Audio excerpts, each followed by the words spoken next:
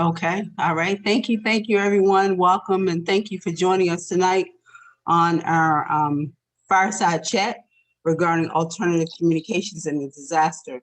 My name is Sister Karan Muhammad, and I'm one of the facilitators for Ready or Not Prepares. Ready or Not Prepares is a Black-owned and operated company that focuses on the community in general, but our community in particular. And our focus is making sure that we can educate our community on how to mitigate risk. We're looking to mitigate risk as it relates to personal as well as property. We want to make sure that our people are now have planted on their brains how to survive a disaster, whether or not it's a man-made disaster or a natural disaster.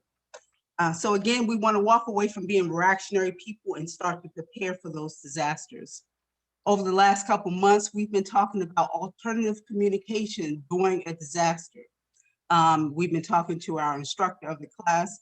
We've hosted Radio Night has hosted a class for the last 2 months for ham radios. And tonight we have our instructor who will be speaking tonight just for a few minutes. So what I want to place on our minds tonight is the question, are we prepared in the way of communication for disaster? What do we have in place? Do you think that we should even have something in place as it relates to disasters and communicating during that disaster? So again, you don't have to answer that question at this particular time, but just place it on your mind and think about it. And as we go through our presentation, the brother will, inshallah, answer some of those questions for you. So I'm going to go ahead and pass it over to our instructor, Brother Paul Muhammad, and he'll take it from here. Thank you, brother. You're welcome. Assalamu alaikum, everyone, and welcome to our little fireside chats that we've been having concerning disaster preparedness. And tonight we're going to talk about the importance of alternate communication as it relates to disasters. So I like thank you all for coming on, taking time out your busy schedule to join us tonight, because communication is important on a lot of levels, all the way down to the cells in your body. Communication is important, and to the organs in your body, communication is important. There was a conversation at work today concerning the tummy tuck. You know, people like to go get the tummy tuck now. And I said, well, the rest of your body don't know nothing about this operation. The rest of your body has not been communicated with to know how to function in the event that this crisis called a tummy tuck happens, right? So everything else is going to be still functioning normally while this disruption has taken place in the body. So it could cause more emergencies and catastrophes uh, in that context. So communication is important on a lot of levels.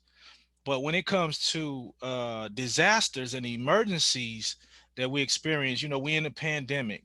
You know, we've experienced in our time, like when I just think I'm 43, about to be 44, in my time, I've experienced or seen a whole lot of disasters, from this pandemic that we in now, Hurricane Katrina, um, you name it, Mike Brown.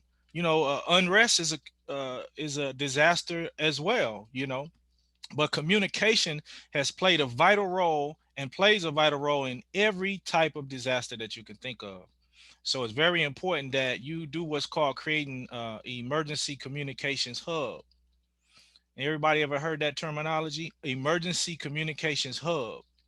So in this hub, it simply means that you're going to choose someone outside of your immediate area, not someone down the street, not someone next door, but maybe in a whole nother state. You're going to choose this person as your designated uh, facilitator of your emergency communication hub. Why? One of the responsibilities for them is to receive information and pass it on to scattered family members. Because in disasters, family members always get scattered. You know, you might be at school, you might your cousin might be at church or whatnot, and so when you've designated someone as your emergency communications hub, all these scattered family members can all try to contact this person that's in your hub. And then they will disseminate information through your hub. So I want everyone to start thinking in terms of developing an emergency communications hub. The second responsibility is to conduct research. This facilitator of this hub is collecting data, and they also doing research on the disaster. So if there's been an earthquake that has struck your particular city or your particular town, this person in another state is gathering information about what's going on, things you may not see, but things they may see because their communications may not be down. All right. And they may not be involved in a disaster themselves. So they're able to have access to the internet, have access to the news, have access to everything that's going on, or what's called a disaster alert map. I want you to look up something called a disaster alert map. This is one of the tools that FEMA uses. And it's like all the disasters going on, all the major disasters going on right now, and even minor disasters going on right now, all across the planet in real time. Things they may not even show on the news. So if you look at California, if you pull up the disaster alert map and look at California, they are always experiencing little small tremors, right? And this disaster alert map will show that. So you got to have these kind of tools in your arsenal, because you may just be designated as someone else's emergency communications hub. Also, you got to ask yourself, in a disaster type situation, who are you? Are you a teacher? Because if you're a teacher and a disaster strikes, knowing who you are or someone else knowing who you are gives them a good idea of where you might be during a disaster. So you got to be able to assess who you are. Are you a student? Are you just a community activist?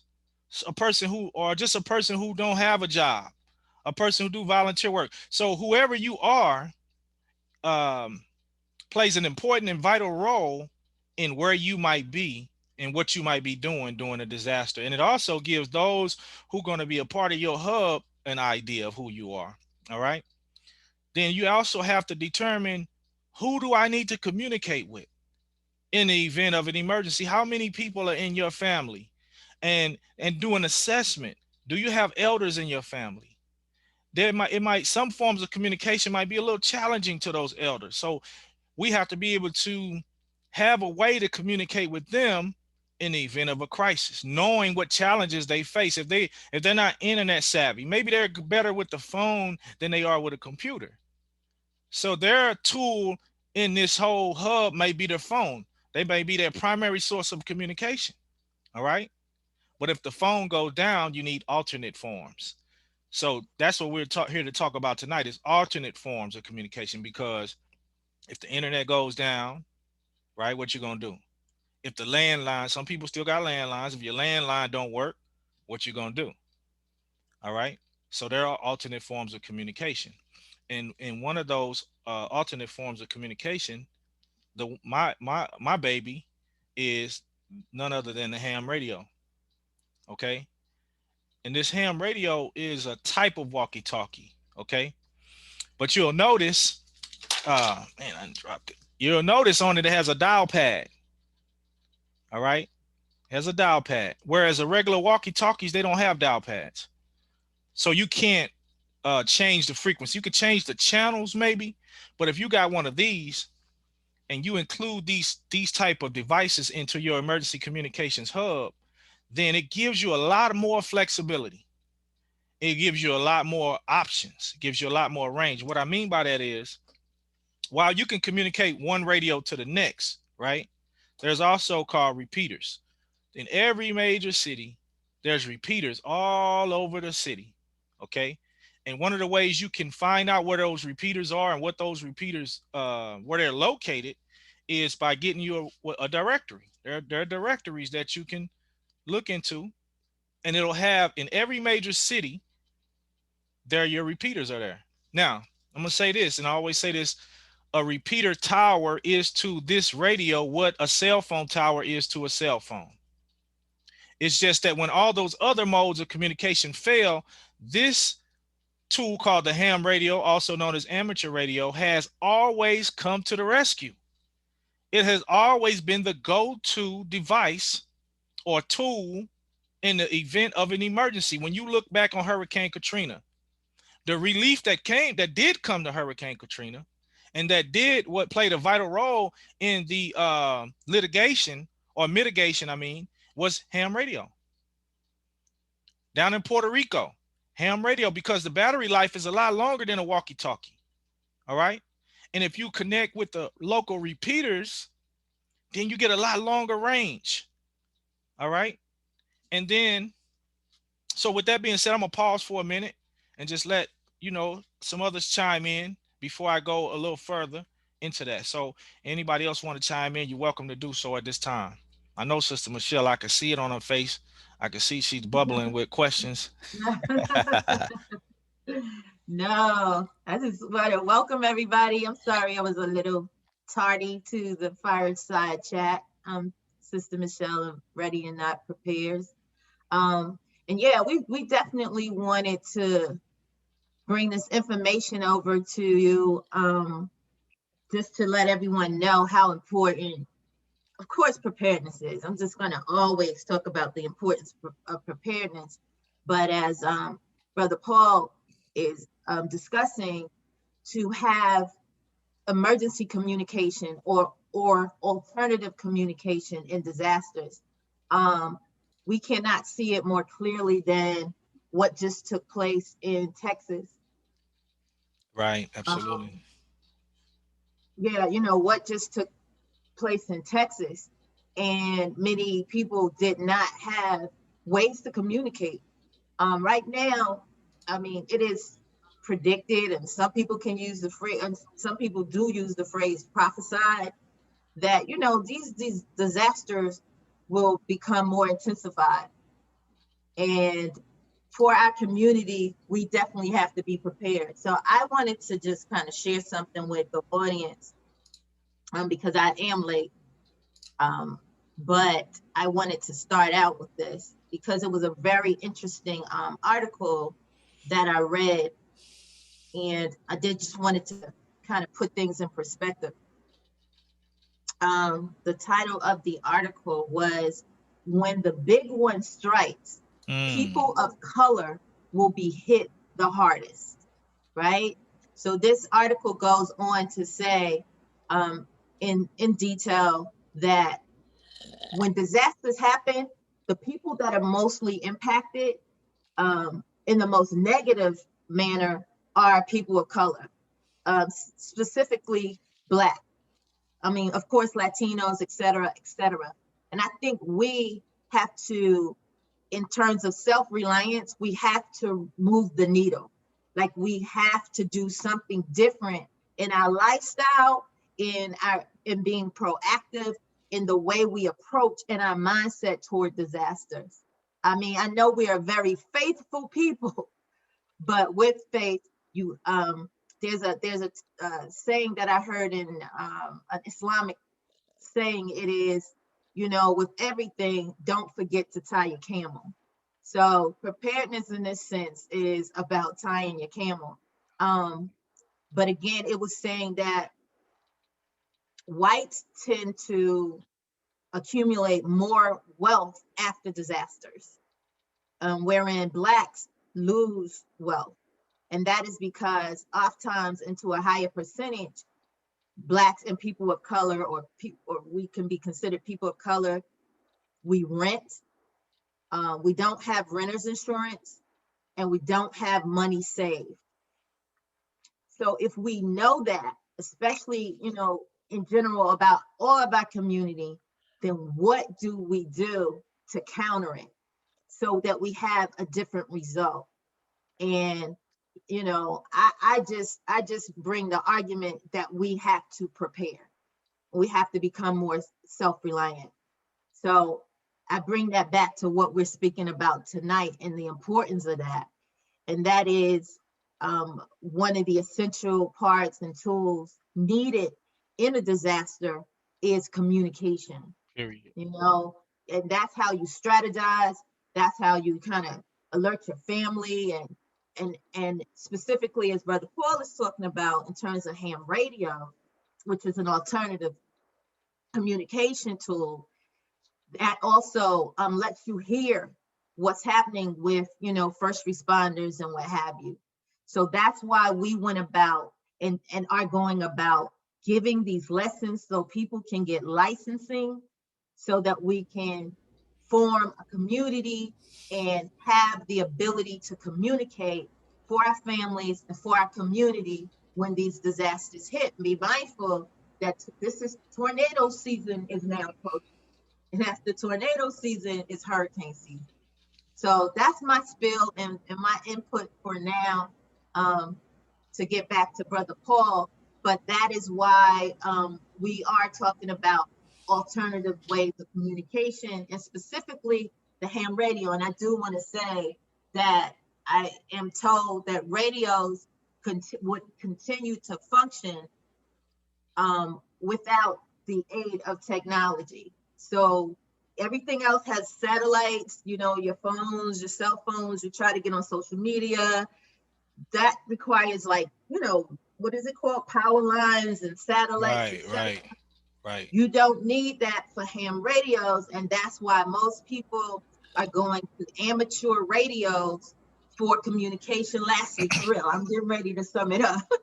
So that's what you saw when we had the Capitol Hill, the riots on the Capitol. Some people call it riots. I call it insurrections. Right. But they ended up finding their way to communicate to each other. And you know what they use? They use amateur radio. Exactly. So we have to get in front of this, and we have to do it before they're all bought up and taken out. We have to be proactive. And that's why we want to bring you the importance of alternative communication in disasters, and to let you know you do have options. Ham radio is one of the biggest options. Right. I'm done. And the success or failure. I heard Bill Gates, he wrote a book many years ago called Business at the Speed of Thought.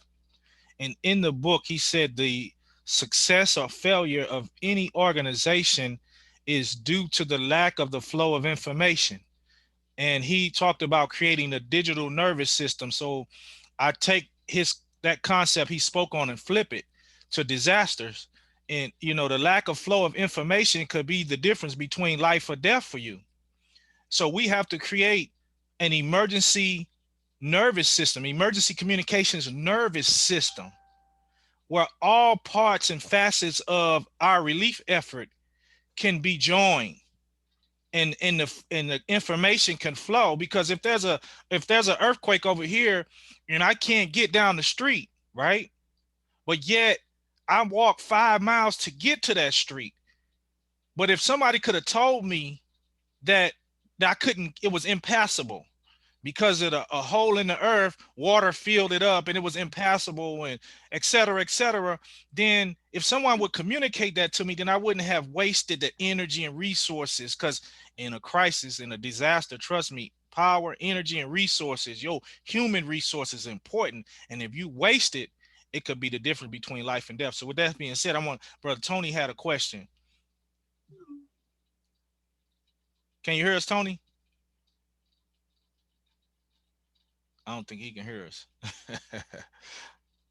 So, well, moving right along. Yeah, this small device, this $27 to $35 device could save your life, right? And we're always taught to protect what you love. So you got to make sure that that your family have what they need. Every household member should have alternate form of communication. And I'm gonna talk about what I love, something very simple, which is the calling clock. All y'all know about the calling clock and the 333 method. So let's just say we're in a crisis right now. We're in a magnitude earthquake on where I'm from. It's called the New Madrid fault line, which is a fault line that goes through the center of the United States, right? So we experience a 7.5, 7.7 on a Richter scale, and they are predicting. If you look up the naval earthquake maps, look up naval earthquake maps, and the Navy have predicted what would happen if an earthquake strikes the New Madrid fault line. So they have computer models that they've created that the United States was split. If a certain kind of earthquake hit the New Madrid fault line, it would split the United States, and it would widen the Mississippi River. Okay. So let's say this happened. And what we want to develop though before it happened, because if you're ready, if you stay ready, you don't have to get ready, right? So if I don't know if you can see this piece of paper really good because of the light, but it's a clock. You got the 12 o'clock hour, the 3 o'clock hour, the 9 o'clock, 6 o'clock, and the 9 o'clock hour. Okay. So what if starting from the 12 o'clock hour, we had our radios and we call it the 333 calling clock. So we're going to turn our radio on every 3 hours for 3 minutes on channel 3, whatever we call our channel 3. Channel 3 could be a particular frequency in our rate that we agreed upon that we're going to place in our radio. Okay. So we're going to turn our radio on every 3 hours, starting from the 12 o'clock hour for 3 minutes on channel 3. So that's an easy way or easy concept to remember. So at 12 o'clock, we turning it on. At 3 o'clock, we turning it on. At 6 o'clock, we turning it on. And at 9 o'clock, we turning it on. One of the things that does, it preserves your battery life because you're only turning it on for 3 minutes. So if you already got a battery that can last 5 to 6 hours, you do the math on how long that would last if you only turned it on for 3 minutes every 3 hours on channel 3. So what happens is the person in your hub, your emergency communications hub, that needs to locate you, and they know you got these radios. They know you've given these radios to your family members, right? And they know you operating off this calling clock. So in order for them to get relief to you or to try to rescue you, they too are going to turn their communication devices on at the same time. And whatever your channel 3 is designated as, they're going to be listening on your channel 3. So the possibility of them reaching you, the possibility of your and my survival has been greatly increased as a result of this simple calling 333 calling clock method. So I want y'all to think that over. The 333 calling clock, turning your radio on every 3 hours for 3 minutes on channel 3. So that's a simple way to begin establishing your emergency communication hub, as well as your emergency family communications plan. Do we have any questions?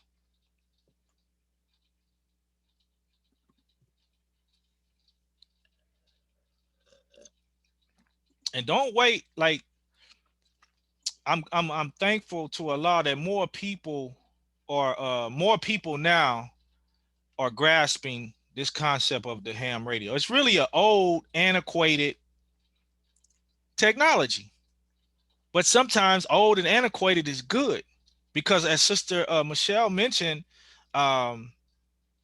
this device it's not interfered with. It's not dependent upon if the repeaters go down, right? It give you two methods. You got the repeater method, and then you got the radio to radio method. But if the repeater go down, guess what? You're still not out of the water. Whereas if a cell phone tower go down, your cell phone ain't working. It ain't working. I'm sorry. You're not going to be able to communicate from one cell phone to the next. But with this ham radio, if the repeater towers go down, then I can still communicate radio to radio. And that's some of the things that we teach in our ham radio class that we're in now on Saturdays, is how to program these radios to do that, how to program the radio to communicate with the repeaters, and how to program them from radio to radio. Is one of my good brothers just clicked the like button, Nick Nelson, back in St. Louis. When I first got into ham radio, I believe he already had his license. He already had a ham radio, but it was just me and him. We didn't know nobody else. And it was just me and him making efforts to, man, where you at? Oh, I'm down here on 170. Where you at? I'm on this highway. You know, we trying to be in the mindset of testing. That's what we got to do. We got to be in the mindset of testing. Play with it. look at it like a toy and play with it, on a regular basis. Every time when I'm traveling, no matter where I'm going, I got my radio with me. I'm sitting, you always got a little time. I'm turning my radio on to see how far away I can be from a repeater tower so that when something happens, I know my device. I know my equipment. So you got to get to know your equipment that you're using and see how far. Like I know that in my subdivision, I know that I can ride a bike. One day I rode a bike to the edge of my subdivision and using just a handheld, I was able to communicate with a repeater tower that was 25 miles away. Now I couldn't do it from the house, but when I rode on a bike to the edge of my subdivision, I was able to connect with the repeater. A little static was in it, but then with my better equipment that's in my vehicle, in my truck, with an antenna on top of my truck, I can communicate with that same repeater very easily and very clearly, right? So I'm testing different equipment at different distances. So I know if something happens, I know the capability of what I have. One day I went in my backyard. I created an antenna that's using coax cable that I could throw up in a tree. And so I was able to throw it up in the tree because I'm getting a higher elevation, right? And I was able to communicate with that same repeater at 25 to 30 miles out because now I've just extended my antenna range. So there's a lot of different dynamics involved in it. But if you don't get in it, if you don't get one, you will never know. Don't look at it like it's such high technology that you can't grasp it. It's a different language. We always telling the students it's a different language, but you got to take that step to get involved. Challenge yourself to learn the language of radio technology so that you can it's worth saving your family's life. All right. And yes, you do need a license to transmit on the radio. You need a license to transmit. However, you don't need the license to purchase it. You don't need a license to listen on it. Right.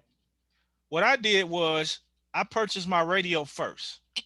So just get the radio, and having the radio and listening on it was help inspire me to go get the license, because I got tired of just listening to these folks talking and I couldn't say nothing to them. All right.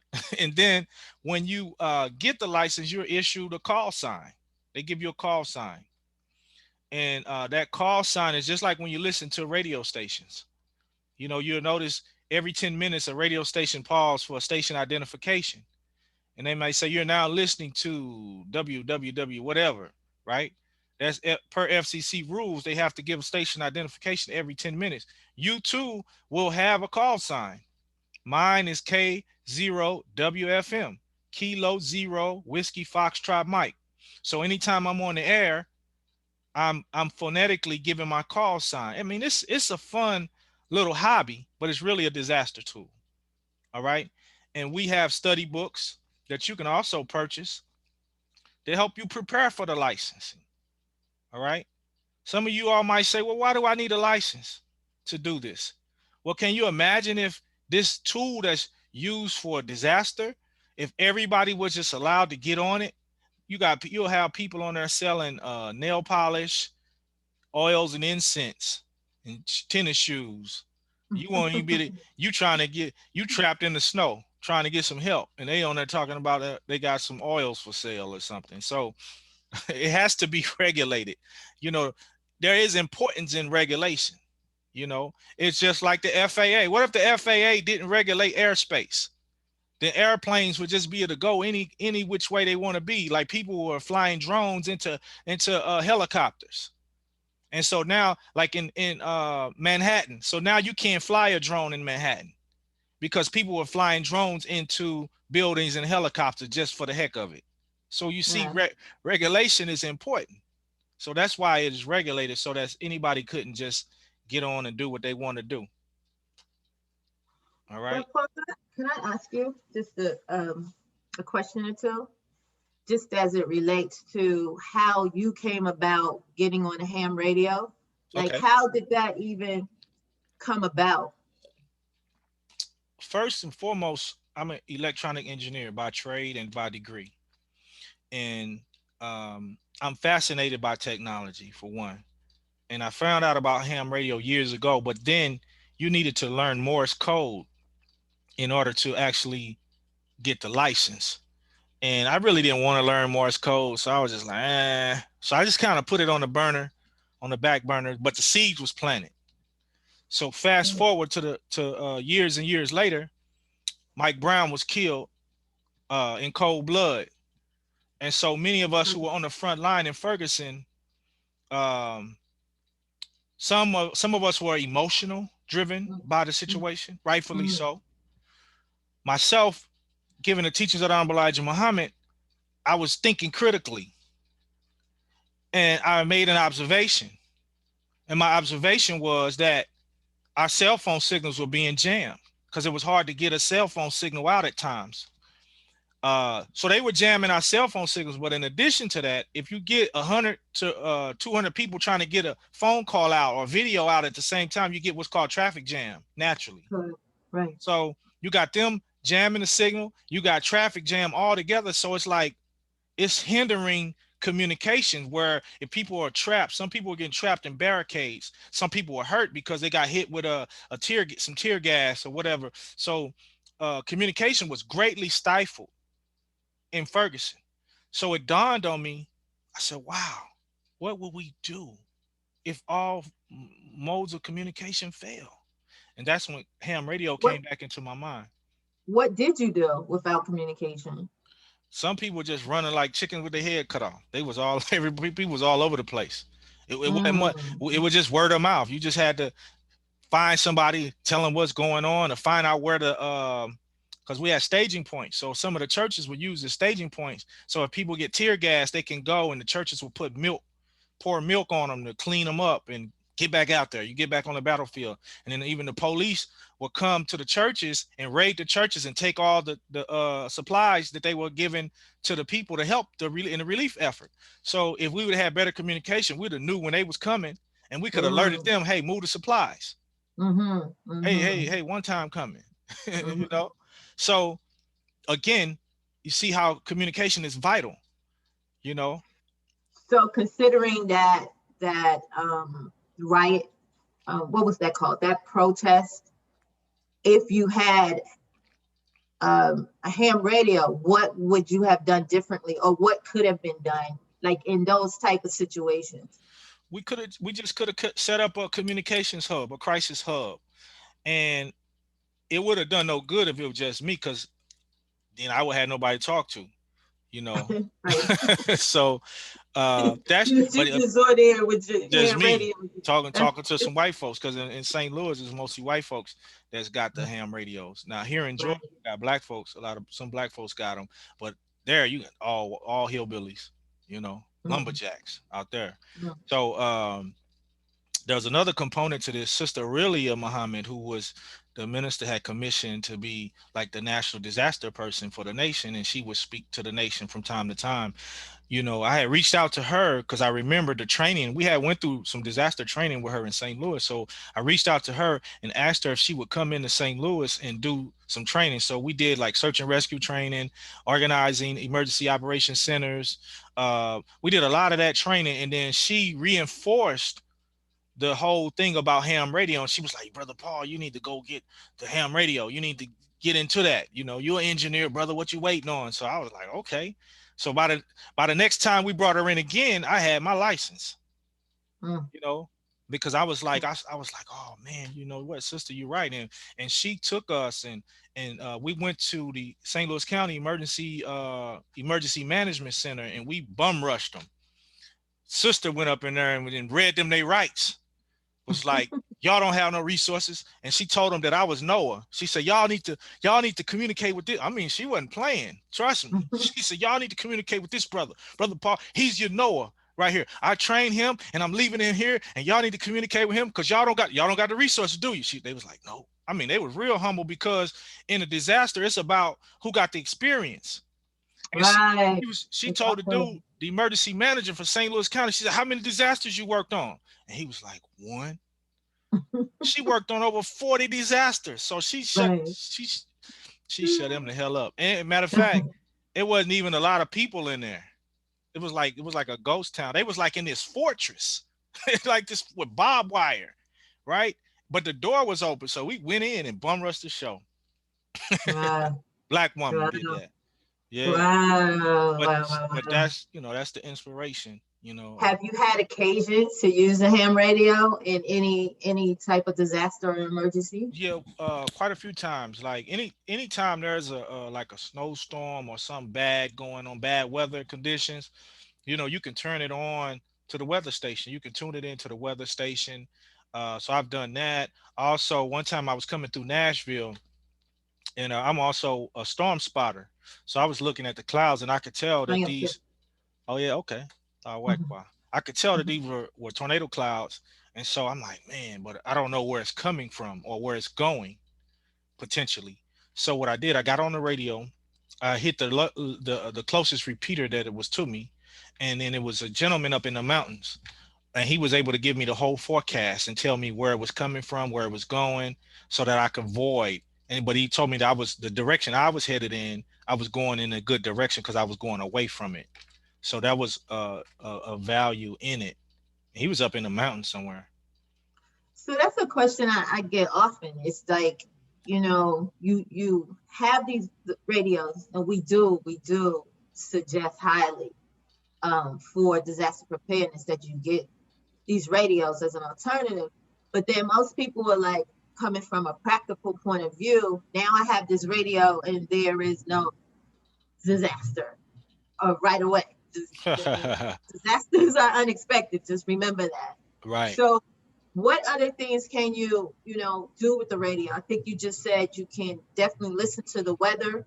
What are the other like benefits of having that radio outside of the disaster aspect One of that one might of the be so? things, having it outside of disaster is just being in the practice of something.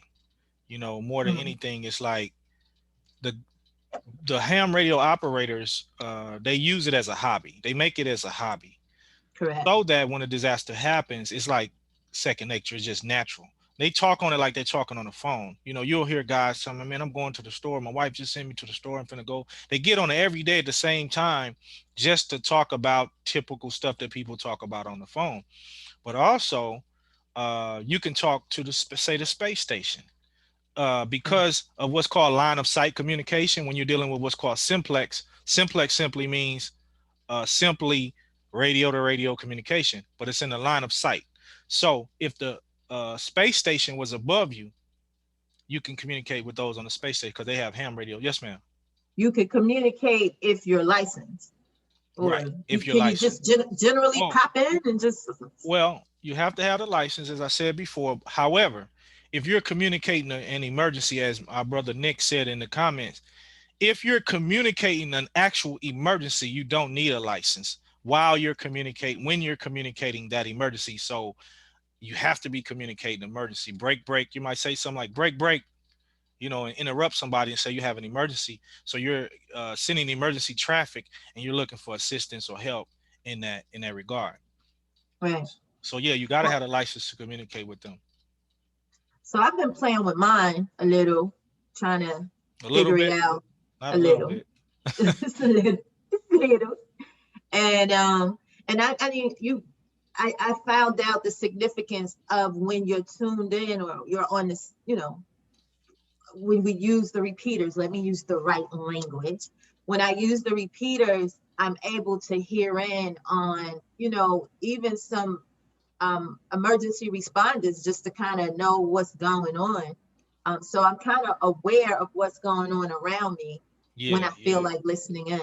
Yeah, because some things that you hear on the radio, you're not going to hear on the news, because this is people on the ground, people that's got these radio, these people on the ground. Like, you have different organizations out there too. So I recommend people to pay attention to organizations like ARES, Amateur Radio Emergency Service. Most all cities or states have an ARES, Amateur Radio Emergency Service. So what happens in the crisis happens, the Amateur Radio Emergency Service is deployed. And so if you join them, I joined the one in St. Louis. If you join them and you want to be deployed, they're going to require that you have certain equipment. They're going to want to know your equipment. They're going to require that you have a backup battery system for that equipment, right? so that they know that this person can operate over the weekend. Like for instance, this is what's called a lithium ion battery. Costs about $200, right? So if I was getting deployed, they would ask me what kind of battery backup I have. And I would say I have a 30 amp hour lithium ion battery that's going to run my my high frequency ham radio. And I'm going to talk about this. This is a high frequency radio. So this needs a lot more power. But with this battery I just showed, I can get a lot of life out of it. It probably can give me the whole weekend. Of course, I'm not going to have it on continuously, but I could take that battery with this radio for the whole weekend and a portable antenna, and then I could communicate over long distances. Because this radio here, go ahead, you got a question? I see it on you.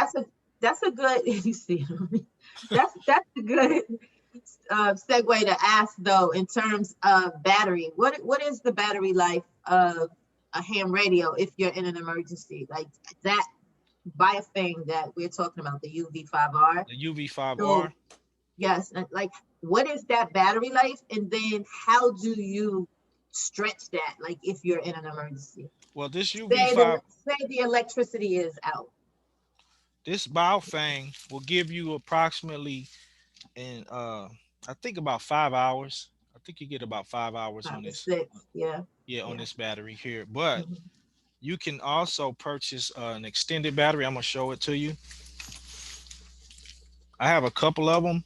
Well, quite a few of them. So the extended battery looks like this for the Baofeng. So you get an additional 5 to 6 hours on this. So you get about 12 hours with this one. So if you got both, you got about 17 hours. All right. And then on my other radio, this one is called a Woshan. It's another Chinese radio. This one, I have my extended battery. I have 2 batteries for this too, but of course it's its own brand. So this battery is a 16-hour battery right here. Oh, wow. You see it's a little thicker. Mhm. So that lasts about 16 hours as well. So I'm always thinking in terms of battery backups for all my equipment. You got to have Right. battery backups and even an alternate way to charge them when they do go out. So you can get 12-volt chargers for all of them. And then you have some kind of 12-volt system. Like you can check, you can, connect an inverter to your battery or car battery, or your car still got the battery and you can plug it into the cigarette lighter. Right. I was told that the newer model of that Biofane, I don't know the actual model yet, but it might have been an earlier model. I think it might have been the 3R, the UV3R. Okay. That it has a USB, so you could just connect it. Yeah, I don't think this 5R has a USB though. But. Well, you can buy the connectors to convert it to USB and be able to plug it into a battery bank or something like the same thing. Yeah, or in your car. Cars have a USB bank. Yeah, you can do that. So always think in terms of battery backups for all your equipment. Yeah. This particular one is a high frequency all band radio. So the hams only allow you to get on 2 different bands. They call them dual band radios. It's mostly your local communication. But when you get into your higher frequency, all frequency have different natures. The nature of the frequency for this one, the HF frequency, so you got VHF, UHF, and HF. The nature of this one, these signals bounce off the atmosphere. They bounce off the ionosphere. So it allows worldwide communication without the use of a repeater. So with this radio alone, I was able to listen to people in Maryland, Detroit. Now, it requires another level of licensing that I'm working on. I only have the technician class, but this one requires a general class license, which I'm working on now. This is the next level up, but it allows you to get on a worldwide band. So imagine a bunch of us have these. Now this radio is a lot more expensive. This one about $900 for this radio, but it's well worth it, and it's touchscreen. It's touchscreen, and it also gets on. You got what's called the digital technology. So these are more analog, and now they got the digital technology. So that's another other options that it gives you. And they work off, instead of repeaters, they got what's called reflectors. So I was able to listen to someone way up on Stone Mountain, just using a reflector on this radio. So it's a lot of little bells and whistles that comes with it. So, but you will never get to this if you don't get to this. Because if you go straight to this, you might confuse the hell out yourself. So get started, everybody. $35. Well, this one's 60, but where is it at? 27 to 35 bucks. Question. Yep. So a question I was asked, what is the comparison of that and the satellite phones? Like, how do you feel about the satellite phones? The satellite phones are much more expensive, and they work off the satellite. It's not a bad option if you just say, well, our people are going to use satellite phones. That's what we're going to focus on, and that's going to be our alternate form of communication. So it's not bad. It's just an alternate form. Got it. You know what I mean? So it's just something to be explored. It's like, but how many people got satellite phones? So it's easier to get people to little $35 a piece than to be getting everybody a sat phone.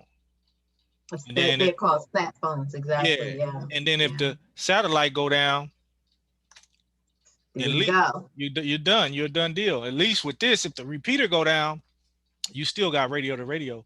So we have to create a plan around radio to radio as well as radio to repeater. So we got to have different plans in our toolbox.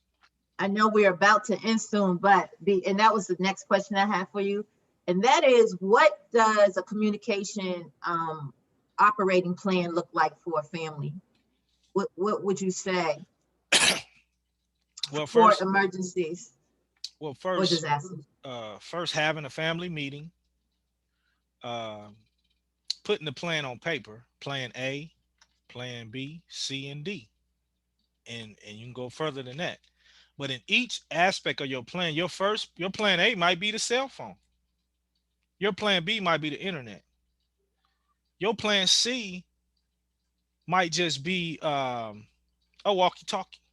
But then your last plan might be your ham radio. That might be your last piece. You see what I'm saying?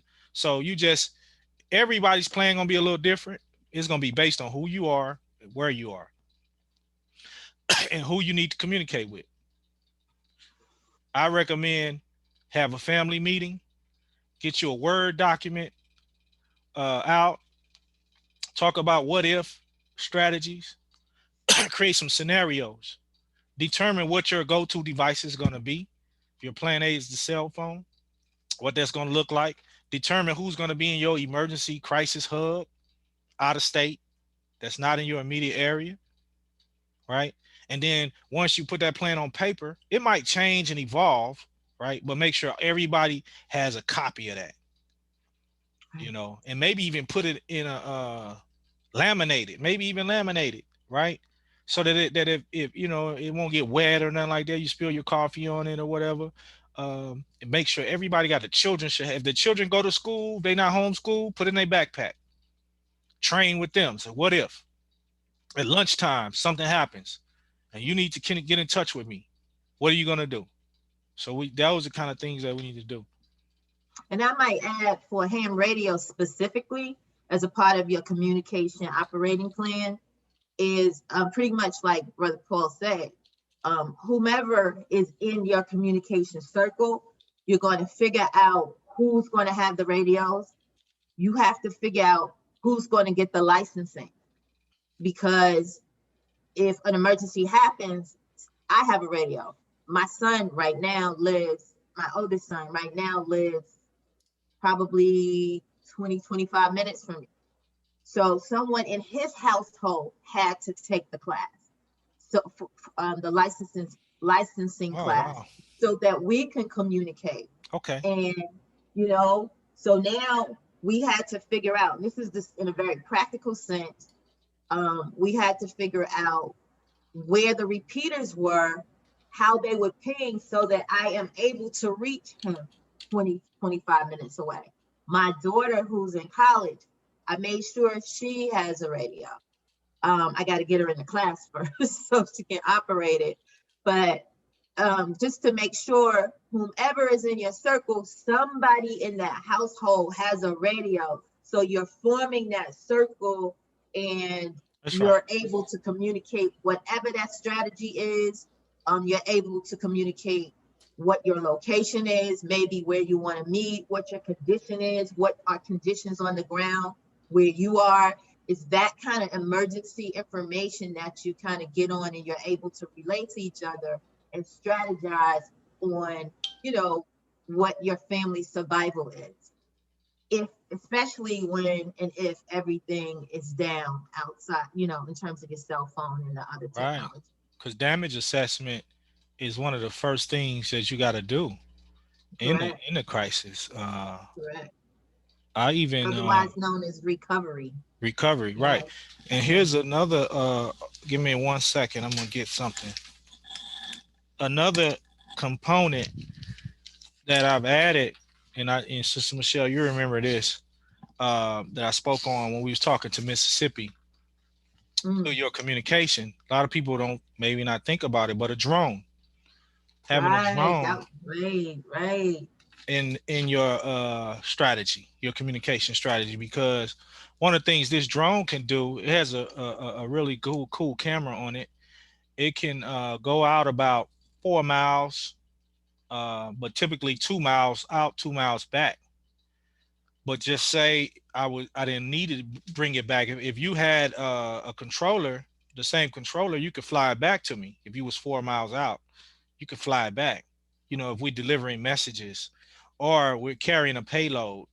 And recently I got some lights, some spotlights to go on it, so that if I was flying it at nighttime, I could see through my camera or whatever. So this is good. And for damage assessment, even if you wasn't, you know, if you created a hub around your area and you was flying the drone to each other, passing messages on up, or this drone could get to someone who's trapped, it may be able to get them a first aid kit, a small first aid kit, and drop the payload to them.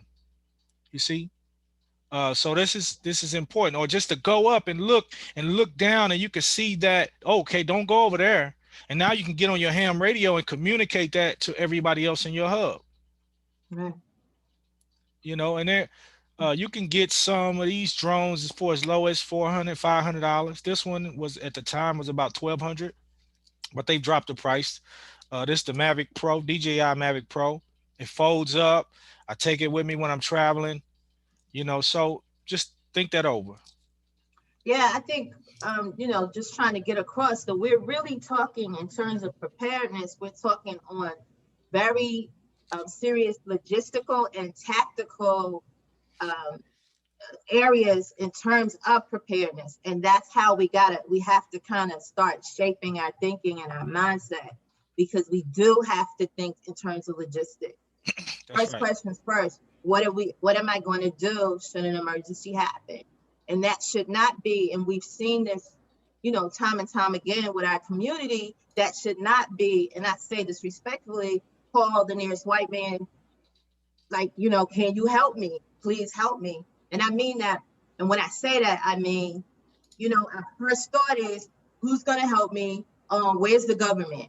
How's the government going to help me? And Right. we get really emotional about that because we expect that them to do something when we Wow. have this moment of respite that we can now have these kind of discussions, put things in place. Let's be strategic. Let's be strategic for ourselves. Let's be strategic for our families. Let's be strategic as a community, and let's build a plan. Let's you know, not be the ones that they say, well, you know, when an emergency happens, Black folk are going to suffer the worst. Hmm. Like we really had to change that paradigm and do something different. And I'm offering myself and my services, and to make sure we get that information over to our community and we become more reliant or self-reliant. Absolutely. And again, communication is one of the most essential tools of preparedness. So we're asking you, you know, again, to change the mindset. Let's get tactical. Let's get strategic. Let's talk about logistics. Get this information. We're offering the classes, Ready or Not Prepared. Brother Paul, as Sister Karan said earlier, he is our instructor. We've successfully had a first class that ended last month, and we started a second class now. So we have people who are, getting more and more interested in getting this information. Let one of those people be you and do it for your family. Get these ham radios. I had no idea about ham radios, and Brother Paul is a very, very capable instructor. I know now how to set it up, and I know how to do my repeater and, use some of that terminology, and let it be you too, so that we can kind of form this circle. And let me just say this one more thing, because I don't even want to say the vision. The reality of what we're doing is we're trying to form a community for our community, where we're able to have a broad circle for all of the states, that we're able to contact each other and say, when this disaster happens, when a hurricane happens, listen, I might call Sister Karan, she's in Arkansas. I'm able to now, after getting these classes and licensings in place, I know that I can reach out to her and say, you know what, let me tell you what's happening on the ground here in Maryland. And then we can reach out to Brother Paul, who's in Atlanta, and Brother Paul, what do you see? What's happening, and how do we inform other people in our network? Yeah. So let's form this communication ring.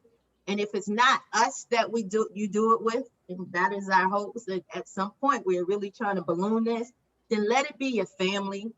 Let it be your friends. Like Brother Paul said, your children need to put a ham radio or have the access to a radio that when an emergency happens, they know what to do, and they can pull it out of their backpacks and what have you.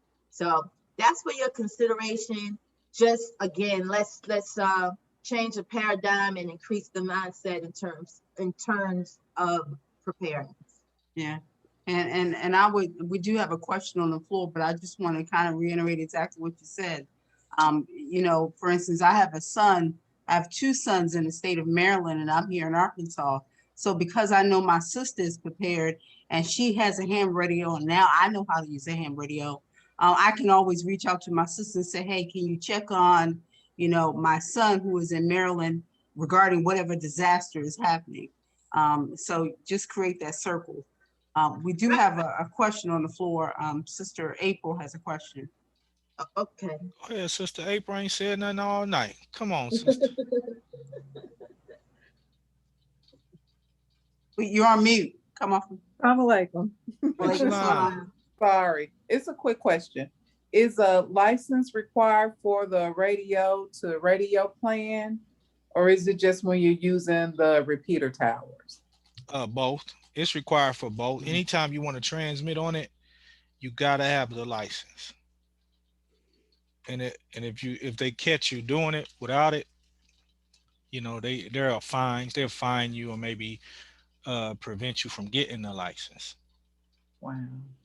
Yeah. So I heard they do have random checks, to check and see that people are talking and doing and just so you know, for those who don't know, the test consists of 35 questions, and it's only cost $15 to take the test.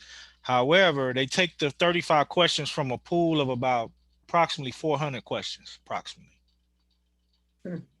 But they don't take the hardest questions, so it's not hard to get. And Brother Paul in our class, he definitely, Brother Paul in the class, he helps, to kind of go over that and just kind of put it in context, and helps us understand the whole operations and the test in the course. Yes, ma'am. Thank you. Yes, ma'am. You're so welcome. Do we have any more questions? Any questions on the floor? I can't see Facebook, Brother Paul, but. No, I don't see none on Facebook. Okay. You have So- anything, Sister Graham? No, I just want to reiterate the details regarding the class. The class has already started. This is the second session. The first session ended, about 2 or 3 weeks ago. It started in January. Luckily, this is the second class that we have.